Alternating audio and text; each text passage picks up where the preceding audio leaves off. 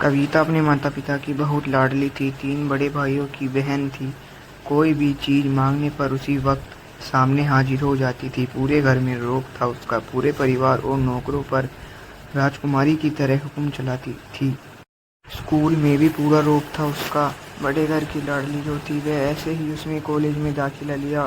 उसके ठाट-बाट बड़ी गाड़ी में आना-जाना, हर दिन नया फैशन देखकर हर कोई उससे दोस्ती करना चाहता था। थोड़े ही दिनों में उनके बहुत से दोस्त बन गए। पूरे कॉलेज में उनकी अपनी ही एक पहचान थी।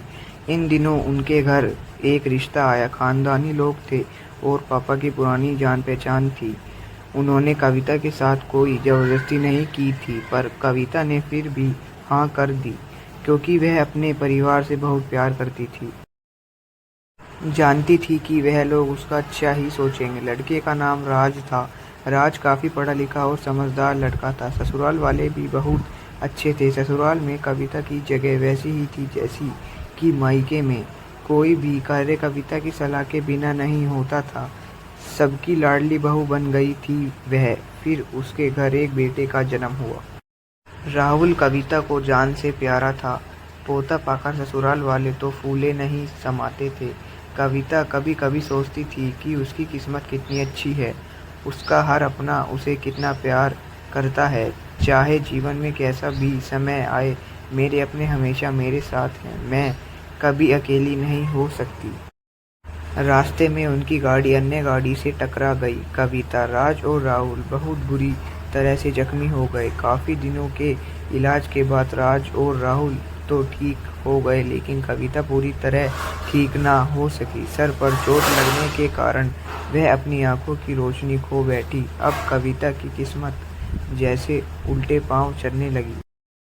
राहुल भी चिड़चिड़ा हो गया। बस राहुल ही था उसके साथ। हंसते खेलते उसका वक्त गुजरता। एक दिन कविता के हाथ से कुछ सामान गिर गया, जिसकी वजह से राहुल को हल्की सी चोट लग गई। कविता के सास ससुर ने राहुल को उससे अलग कर दिया कि कहीं उसके ना देखने की वजह से बच्चे का कोई नुकसान ना हो जाए। कविता अंदर से टूट चुकी थी। एक दिन उसने सबके सामने मायके जाने की इच्छा रखी तो राज उसे तुरंत मायके छोड़ आया, जैसे कि वह भी यही चाहता था। लेकिन राहुल को उसके साथ नहीं भेजा गया। कविता कभी राहुल से दूर नहीं रही थी। फिर अपनी कमी के कारण उसने ज़्यादा बहस नहीं की। कविता को लगा कि वह 3-4 दिन वहाँ रहेगी तो थोड़ा हवा पानी बदल जाएगा, क्योंकि वह कितने दिनों से कहीं बाहर नहीं गई थी। घर वाले भी इतने दिनों के बाद उसे देखकर कितने खुश होंगे। कविता के घर पहुँचने पर सब लोग बहुत खुश हुए। खाने में सब कुछ कविता की पसंद का ही बना था। उसने अपने मम्मी पापा और भाई भाभीयों से दिल खोल कर बातें की। उनके छोटे छोटे बच्चे भी बुआ के साथ घुल मिल गए थे।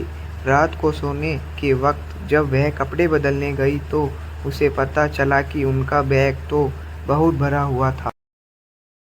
वह सब समझ गई। वह बहुत उदास हो गई। कुछ दिनों तक तो सब ठीक रहा। फिर जैसे सब बदलने लगा, सबका व्यवहार बदल रहा था। वह लोग जैसे थक चुके थे उससे। सब लोग घूमा फिरा कर पूछने लगे कि राज कब आ रहा है उसे ले जाने। वह बहाना बना देती, जबकि वह जानती थी कि उस घर में अब उसके लिए कोई जगह नहीं। कविता से चलते वक्त कुछ ना कुछ नुकसान हो जाता। थोड़ी बहुत टोका-टोकी उसे सुनाई देती, वह टाल देती। एक दिन उसके हाथ से लगकर एक कीमती फूलदान टूट गया। छोटी भाभी ने बहुत हंगामा मचाया। कविता के माता-पिता रोज-रोज के झमेले से तंग आ गए थे। उन्होंने राज को खुद से फ़ोन कर दिया।